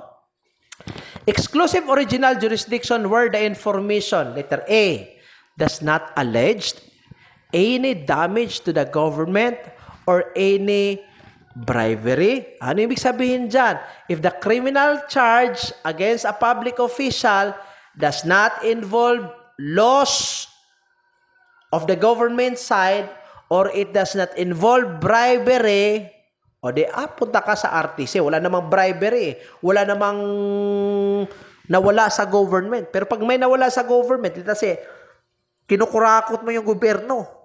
Ha? Kinurakot mo, 50 million yung, let's say 30 million yung nakuha mo, patay ka. It is not already under the jurisdiction of the RTC. Okay, Sandigan Bayan na yan. Alleges damage to the government or bribery arising from the same or closely related transaction or acts in amount not exceeding 1 million. For short, yung letter A, sabi doon, walang damage, walang loss on the government side, walang bribery nangyari. Ang letter B, ibig sabihin, may nangyayari. Okay? May corruption, may bribery, nagkaroon ng loss of government funds, pero konti lang. Hindi naman nakaabot ng 1 million eh. Okay? It does not involve 1 million. Ibig sabihin, nasa 999,999. Ibig sabihin, piso na lang, maging 1 million na. Ang tinutukoy ito, 1 million eh. So, RTC pa siya pag hindi nakabot ng 1 million. Okay? Pag 1 million siya, pataas, yung nakuha mo out of the, for example, ikaw yung municipal treasurer. Gawa ka ngayon ng ghost, hindi ghost project, but rather ghost employees. Mga empleyado na mga ghost, hindi naman nagpapakita, but you are paying them and you get an amount out of them. So basically, pag nakaabot yan ng 1 million, Sandigan Bayan ang bagsak mo. Pero hindi nakaabot ng 1 million, RTC ang bagsak. Okay? Next. Appellate jurisdiction. Okay, second to the last na ito. Appellate jurisdiction over all cases decided by the lower courts. Okay? Ang lower courts ng RTC, yung first level courts. Ibig sabihin, yung mga desisyon sa first level courts, pwede siyang i-appeal doon sa RTC. For example, in the first level courts, the accused is found to be guilty. Pwedeng yung accused mag-appeal siya sa RTC. Pagdating sa RTC, nakalagay doon sa decision, not guilty, ano ba ang ma-follow? Ang lower court na guilty or ang RTC na higher court pero not guilty siya doon? Ang guilty on the lower court or not guilty on the higher court? Ang ma-follow is yung not guilty. Kasi mas mataas siya eh. Special jurisdiction to handle exclusively criminal cases which do not fall under the jurisdiction of quasi-judicial bodies and agencies. Ibig sabihin, simple lang, yung hindi po under the jurisdiction of any tribunal or quasi-judicial agencies sa RTC po ilagay natin. Okay? Tapos na po tayo sa first level courts. Punta tayo mga kadete sa Tapos na po tayo sa first level course, tapos na po din tayo sa RTC. Punta tayo sa Court of Appeals. Okay? Pag medyo tinatamad na kayo dyan, pag nabobore na kayo, pag naboboard na po, you can pause and then you can come back later. Pero mas maigi pag continue natin Court of Tax Appeals. Ano ba yun? Yeah, Court of Appeals, not tax appeals. Court of Appeals. Okay? Court of Appeals, Intermediate Appellate Court, reviewing final judgment of the RTC and the decisions of the quasi-judicial agencies. For short, dalawa po. Pag sa MTC, for example, guilty siya. Nag-appeal yung accused doon sa RTC. Pagdating sa RTC, guilty pa rin siya. Pwede siya makapag-appeal doon sa Court of Appeals. Okay? Pag sa Court of Appeals, nalaman doon not guilty, ma-follow yung decision ng Court of Appeals. Pangalawa, desisyon ng quasi-judicial agencies. Sabi ng NLRC, may illegal termination. Magbabayad yung employer. O mag-appeal siya. Saan siya mag-appeal? Hindi sa RTC, but rather ang NLRC will go to NLRC and then Court of Appeals. Okay? Pag guilty siya sa quasi-judicial agencies, for example, sa NLRC, pwede siya makapag-apela doon sa Court of Appeals. Court of Appeals. Next, exercises original jurisdiction over certain special civil actions. Ito yung mga civil actions natin na tinutukoy dito. Una, certiorari. Ano ibig sabihin ng certiorari? This is just an order requiring for the higher court to review the decision of the lower court. Himay-himayin natin. Ibig sabihin, yung higher court, i-review niya ngayon ang decision ng lower court. Baka yung lower court, nagde-decide siya by abuse of authority. Okay? So, pag certiorari, ano ang gagawin? Yung higher court will review the decision of the lower court. Okay? Pangalawa, habeas corpus. Habeas corpus, or to make it complete, writ, W-R-I-T. Writ of habeas corpus. Ibig sabihin ng writ, written. Writ of habeas corpus, ibig sabihin, it's a written order requiring the police officer to present the arrested person to court in order to determine the legality of the arrest. Let me speak in Tagalog. Ibig sabihin, order po siya ng korte na sinasabihan yung police officer, hoy, police officer ka, dalhin mo yung inaristo mo na tao dito sa korte para malaman natin kung yung pag-aristo mo legal ba o hindi. Okay? Writ of habeas corpus yan. Ang proceedings sa pag-determine, tinatawag siyang habeas corpus proceedings. Okay? Pangalawa, writ of amparo. Writ, W-R-I-T ha. Okay? Ang writ of amparo, lumabas ito sa board examination that will only be applied for extrajudicial killings. Okay?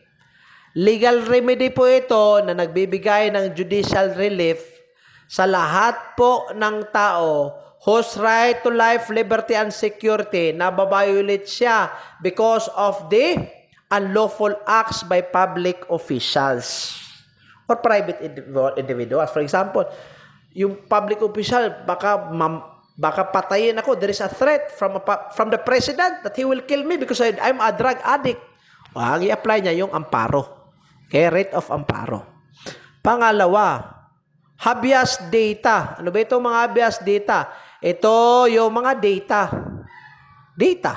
Simple data or information. Okay? Data or information that might be disclosed by a third party and the disclosure thereof might be unlawful.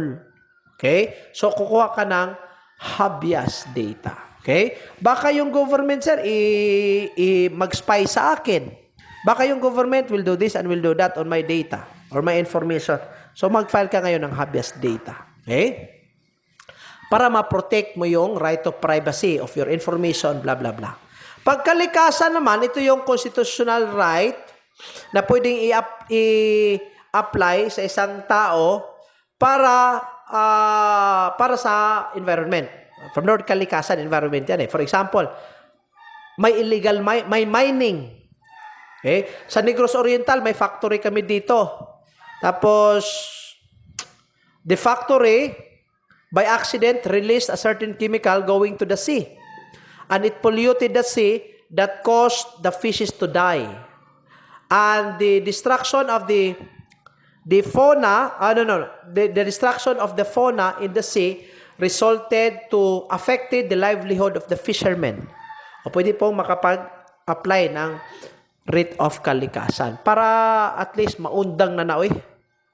Yung mga residences na nasa malapit sa mga factory or yung mga mining that can destroy the environment. Pwede po writ of kalikasan. Court of Appeals tayo mag-apply ha. Sunod. Punta naman tayo sa Sandigan Bayan. Sa Sandigan Bayan mga kadete, as mentioned a while ago, lahat ng violations sa Republic Act number 3019 as amended otherwise known as the Anti-Graft and Corrupt Practices Act o Republic Act 1379. Itong 1379 mga kadete, ito yung mga forfeiture sa lahat ng mga ari-arian that was found to be unlawfully acquired by the public officer or employee. Okay? Sabi ko kanina, 3 years lang nakapagbili na ng Ferrari. Nakapag-establish na ng different buildings. Pero ang sweldo, ay nako, magkano ba yung sweldo ng mayor? So if found that this property is unlawful, it was taken, it was established unlawfully, Republic Act number 1379 na dapat i-confiscate yan. Okay? Where one or more of the accused are officials occupying the following positions in the government with their permanentia, acting or interim. Pag interim capacity, ibig sabihin, temporary at the time of the commission of the offense. Okay? So, maging liable sila ng under 1379 indirect bribery. Yan. Okay? So, lahat ng corruptions, violations of the law, 1319, saka yung bribery under 1379, pwede pong under yan sa Sandigan Bayan. Okay? Okay. Sunod. Officials of the executive branch occupying the positions of regional director and higher, otherwise classified as grade 27 and higher. Ito yung sabi ko kanina ha, yung may salary na grade 27 or above, Sandigan Bayan yan, ang may jurisdiction dyan. For example, gobernador, vice-gobernador, miyembro ng Sangguniang Panlalawigan, provincial treasurer, assessor, engineer, provincial department heads, kasali sila. City mayor, vice mayor, members of the Sangguniang Panlungsod, city treasurer, assessor, engineer, or other department heads. Other department heads, ibig sabihin head ka, head ng HR, pasado yan. Officials of diplomatic service occupying the position of consul or higher, Philippine Army and Air Force colonels, naval captains, and all officers of higher rank. Officers of the Philippine National Police while occupying the position of provincial director, PD, and those holding the rank of senior superintendent and higher. I'm sorry. Kanina I mentioned police lieutenant. I'm sorry to clarify I'm sorry. Ang police lieutenant, ang salary grade niya pala is salary grade 22. Salary grade 22. That's why I'm not very familiar with the salary grades in the government kasi nga po nasa private institution ako. But criminology students, makinig po. Police lieutenant, salary grade 22 yan. So, mag-start po ang salary grade 27 dito sa senior superintendent and higher. Ang senior superintendent, police colonel po ito sa bagong ranking po natin. Okay? Again, I repeat, salary grade 27, yung police colonel. Ang police colonel, yun po ang qualification para maging PD or provincial director. So, sila na may salary, na salary grade 27 or above, under sila sa jurisdiction ng Sandigan Bayan. Okay? City and provincial prosecutors under assistance, pati na po officials and prosecutors in the office of the Ombudsman, Presidente, Director, Trustees, Manager of the government-owned and controlled corporation. Kasali na dyan yung mga presidente sa state universities or educational institution or foundation. Okay? Next, members of Congress and officials thereof classified as grade 27 and higher. So, mga congressmen and congresswomen, members of the judiciary, chairman and members of the constitutional commissions, all other national and local officials classified as 27. Salary grade 27 or higher. Sunod, exclusive jurisdiction, original jurisdiction over the other offenses or felonies, whether simple or complex, with other of crimes committed by the public officials and employees mentioned in the subsection A of this section in relation to their office. So for short, ang pinagtutukoy dito yung nakapag-violate ng anti-graft and corruption practices, pati yung nakapag-violate sa indirect bribery na batas po natin. Okay? Next, exclusive original jurisdiction over civil and criminal cases filed pursuant in a connection with executive numbers 1 to 14 and 14A. Ano ba ito? Yung executive order number 1, ito yung ill-gotten wealth. Kasali dito ang ill-gotten wealth. Okay? Pangalawa, yung executive number 2, ito yung pag-disclose nila sa requirement of the disclosure of the SALN.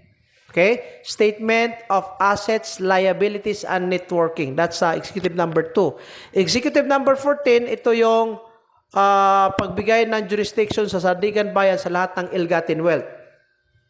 Executive number 14A, which is a stepsister of Executive Order number 14, ito yung nag-clarify po sa mga procedures sa civil and criminal action involving ill-gotten wealth. Okay? Then, letter D, exclusive original jurisdiction over all prosecution under the anti-plunder law. By the way, mga kadete, plunder ha, ganito. It's a big crime. Pero, Tandaan natin dito, magic number, itong 50 million. Okay? Pag ang ill-gotten wealth niya, or ang nakuha niya sa government funds is 50 million or above. 50 million yung magic number natin, ha? 50 million or above, at least 50 million. Plunder siya. Pero pag below, balik tayo sa corruption. Okay? So, under siya sa sandigan bayan. Next, exclusive original jurisdiction over money laundering cases committed by public officers. Ito yung sabi ko kanina, yung money laundering, pag private person, doon sa RTC. Pag money laundering committed by public official, pati na yung private person na nakapag-connive or nakapag-conspire, sandigan bayan siya. Exclusive appellate jurisdiction over final judgment, resolutions, or orders of regional trial courts, blah, blah, blah. Okay? So, pwede po ang sandigan bayan will have jurisdiction over the resolutions, final judgment, or orders from the RTC. Okay? As long as related siya sa mga batas about corruption, bribery, so on and so forth. Next, let's go to Court of Tax Appeals. Okay? Sa Court of Tax Appeals, ganito ha. Tatlo lang po yan. Ang jurisdiction nila, una, exclusive original jurisdiction over all criminal cases or offenses arising from violation of the NIRC or National Internal Revenue Code or Tariff and Custom Codes. Pati na yung sa Bureau of Customs. Anything about taxes, pwede siya. Okay? Or the Bureau of Customs where the principal amount of tax claim is worth 1 million or more. Exclusive appellate jurisdiction over appeals from the regional trial court in tax cases originally decided by them. So yung mga tax cases decided by the RTC, pwede siyang i-appeal doon sa Court of Tax Appeals. Exclusive appellate jurisdiction over petitions for review from the regional trial court in the exercise of their appellate jurisdiction over tax cases originally decided by the MTC. Ibig sabihin, from the MTC about tax, decided guilty, mag-appeal doon sa RTC. Ang RTC, pwedeng mag-appeal naman doon sa Court of Tax Appeals. Okay? Next, lastly, Supreme Court, ito yung pinakamataas sa regular courts, consisting of 15 justices including the Chief Justice. Lahat ng kaso affecting ambassadors, public ministers, and consuls under siya sa Supreme Court. Original and exclusive jurisdiction in petition for issuance of writ of certiorari, prohibition, and mandamus against the Court of Appeal. Sabi ko kanina, ang certiorari, prohibition, and mandamus, pwede siyang i-apply doon sa Court of Appeal. So, pag may mga petitions against the Court of Appeals on the issuance, related to the issuance of certiorari, prohibition, and mandamus, pwedeng i-apply doon sa Supreme Court. The Supreme Court shall have exclusive jurisdiction to review, revise, reverse, modify, or affirm an appeal. Ibig sabihin, guilty sa MTC, nag-appeal sa RTC. Guilty sa RTC, nag-apply sa Court of Appeals. Guilty sa Court of Appeals, pagdating sa Supreme Court, not guilty, ang ma-follow is yung sa Supreme Court na decision. Pwede din pong i-modify from life imprisonment, gawin na lang reclusion perpetua, o reclusion perpetua, gawing reclusion temporal. Depende po sa desisyon ng korte yan. Next, and the last. Which court has jurisdiction over a complex crime? Ano ba yung complex crime, mga kadete? Dalawang krimen, isang punishment, isang trial. For example, robbery with slight physical injury. Ibig sabihin, nag-commit siya ng robbery, may sinaktan siya, pero slight physical injury lang. Robbery with physical injury yan. Jurisdiction over the whole complex crime is lodged with the trial court having jurisdiction to impose the maximum and more serious penalty on an offense forming part of the complex crime. Pag robbery with slight physical injury. Ang robbery, under yan sa jurisdiction ng RTC. Ang slight physical injury, under yan sa jurisdiction ng MTC, MCTC, Metropolitan, or on the first level courts. Ang tanong ngayon, sino ang may jurisdiction dyan? Ang RTC na makapagbigay ng mas taas na punishment or ang MTC na mas lower yung punishment na ibigay? Natural, ang may jurisdiction dyan is yung regional trial court. Kasi nga po, yung regional trial court, ang siyang magbibigay ng maximum or more serious penalty. Kasi ang mas seryoso between robbery and slight physical injury is robbery. Okay? So sa RTC yung jurisdiction. Alright. First episode pa lang, comprehensive na. Libre pa mga kadete, libre pa mga law students. So stick on the discussion. Maglagay ako ng episode 2. Kakapost ko lang, do not comment demanding for part 2. Magpa-part 2 ako, pag bakante ako, pag okay po ang schedule. Okay? God bless everyone. Huwag kalimutan, tiwala sa Diyos. Tiwala sa sarili.